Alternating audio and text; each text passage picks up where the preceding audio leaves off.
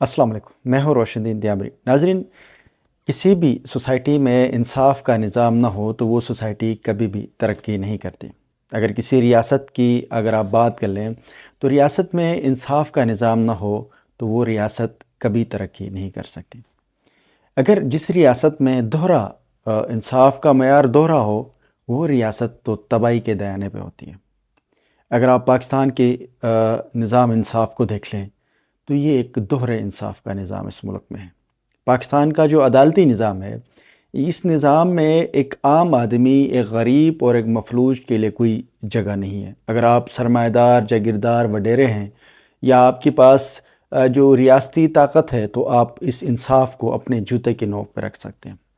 ناظرین،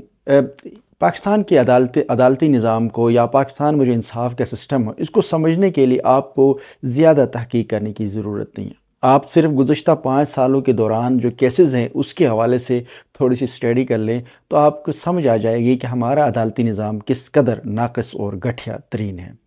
ناظرین، پاکستان کے جو اسی عدالتی نظام نے گزشتہ اگر صرف ہم 5 سالوں میں دیکھ لیں، پاناما کیسز کے اندر اور مختلف کیسز میں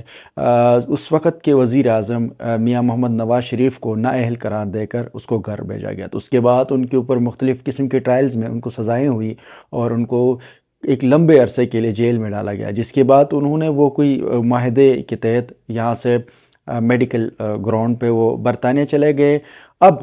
دوبارہ سے وہی میاں محمد نواز شریف جب پاکستان میں آتے ہیں تو وہی عدالتیں جو ہے ان کے سامنے سرنڈر کر جاتی ہیں۔ وہی عدالتیں ان کو بیک ٹو بیک انصاف دیتی ہیں اور وہ تمام کیسز جس میں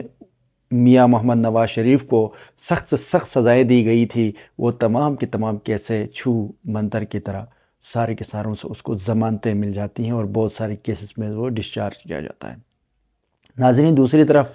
اس دور کے جو حکمران ہیں عمران خان، جن کے سامنے بڑے بڑے لوگ جو ہے جن کی طوطی نہیں بولتی تھی، ان کے سامنے بول نہیں سکتے تھے، ان کی ایک بڑی پاور تھی، اختیارات تھے،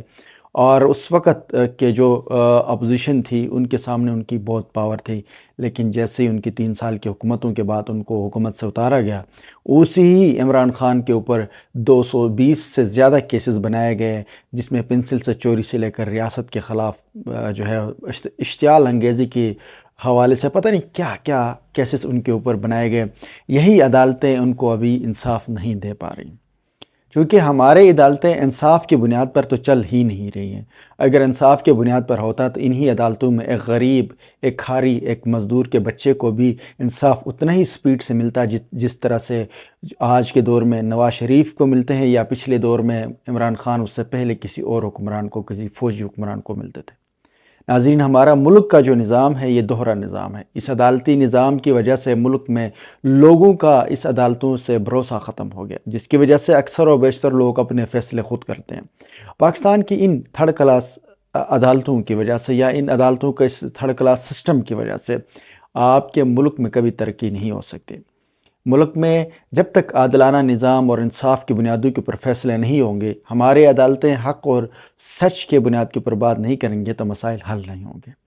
گزشتہ ایک عرصے سے پاکستان کے اندر جو پاکستان کا مروجہ جو نظام ہے اس کے آئین کی پامالی ہوئی، لیکن کسی عدالت نے اس کے خلاف کوئی فیصلہ نہیں دیا، نہ کبھی اس کے حوالے سے کوئی بات کی گئی۔ تو ہمارے ملک کی جو عدالتی نظام ہے یہ اس کی حالات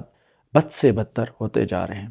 دوسری طرف اگر آپ صحافت کی بات دیکھ لیں تو ہمارے ملک کی جو صحافت ہے یہ زرد صحافت ہے۔ یہاں پر چند صحافی جو ہیں وہ ایمان بیچتے ہیں، وہ ایمان پیسوں کے لیے بھی بیچتے ہیں اور عیاشیوں کے لیے بھی بیچتے ہیں۔ گزشتہ عرصے میں پاکستان میں کئی سارے لوگوں کو اغوا کیا گیا، ان کو اغوا کرنے کے بعد انہی لوگوں کو چند صحافیوں کے سامنے پیش کیا تو انہی صحافیوں نے ان کا انٹرویو کیا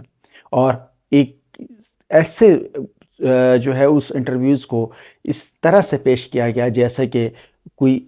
جو سیاسی بندہ ہے وہ آ کر اپنی جو دل کی باتیں بتا رہے ہیں، جبکہ دوسری طرف یہ حقیقت ہے کہ اس کو اغوا کرنے کے بعد، اس کو مار پیٹ کے بعد اسے اسکرین پہ لا کر بٹھایا جاتا اور چند زرد زدہ صحافی یا جو بکاؤ صحافی یا لفافہ صحافی جو ہیں وہ اس کو اسی کے اوپر ان کے انٹرویوز کر کے آتے ہیں۔ پاکستان کی جو میڈیا نیٹ ورک ہے، میڈیا ہاؤسز ہیں، ان کے مالکان کا تو کام ہی پیسوں کے اوپر، لیکن صحافت کے اندر کہیں نہ کہیں یہ بات ہوتی تھی کہ کوئی حق اور سچ کی بات کر لیتے۔ لیکن اس وقت پاکستان کے مروجہ جو میڈیا ہاؤسز ہیں یا ان میں جتنے بھی جو پرائم ٹائم اینکرز ہیں ان میں سے شاید اکا دکا کے علاوہ 98% صحافی وہ ہیں جو ریاست کے حکم کے مطابق چلتے ہیں، جو گو ود فلو کے ساتھ چلتے ہیں، جس ڈائریکشن پہ ان کو کہا جاتا ہے وہ آگے چلے جاتے ہیں، کیونکہ ان کا جو صحافت سے اس قوم اور ملک کے لیے آواز اٹھانا یا ظلم اور ناانصافی کے خلاف آواز اٹھانا نہیں، بلکہ ان کا مقصد صرف اور صرف پیسہ ہوتا ہے۔ ایسے میں پاکستان کی بہت سارے صحافی حالیہ چند مہینوں میں ایکسپوز ہو گئے ہیں، کچھ لوگ تو پچھلے گورنمنٹ میں ایکسپوز ہو گئے، کچھ لوگ اس گورنمنٹ میں۔ آپ اگر دیکھ لیں جو صحافی بھی ریاستی بیانے کے ساتھ چل رہا ہے، جو صحافی بھی غریب، مظلوم، عام آدمی، انفلیشن، مہنگائی، غربت، بے روزگاری اور معاشرتی مسائل کے اوپر بات نہیں کر رہا، لیکن وہ سب کو سب ٹھیک ہے، سرمایہ داروں اور جاگیرداروں کے لیے وہ راستے بناتا ہے اور ان سرمایہ داروں اور جاگیرداروں کی وہ چاپلوسی کرتے ہیں، وہ صحافت نہیں، یہ زرد صحافت ہوتی ہے۔ ہمارے ملک میں نہ ہی عدالتی نظام ٹھیک ہے، نہ ہی صحافتی نظام ٹھیک ہے۔ ہم جس ادارے پہ بھی ہاتھ رکھتے ہیں، جس ادارے کے حوالے سے بھی اسٹڈی کرتے ہیں، بات کرتے ہیں، تو اس سے یہی لگتا ہے کہ وہ ادارہ ایک فیل ادارہ ہے۔ تو ناظرین، پاکستان کے جو چلنے والا نظام ہے، اصل میں جس نظام کے تحت اس ملک کو چلایا جاتا ہے، مسئلہ وہاں پر ہے۔ ہم جس اداروں کی بھی اگر ہم اس کے روٹ کی طرف جاتے ہیں تو ہمیں یہی لگتا ہے کہ مسئلہ سسٹم میں ہے۔ جب تک ہم اس ملک کے نظام کو بدلنے کی کوشش نہیں کریں گے، اس ملک کے نظام کو نہیں بدلا جاتا، تو ہمارے ملک میں بہتری ممکن ہے نہیں۔ نیکسٹ ولاگ تک کے لیے مجھے اجازت دیجیے، اللہ حافظ۔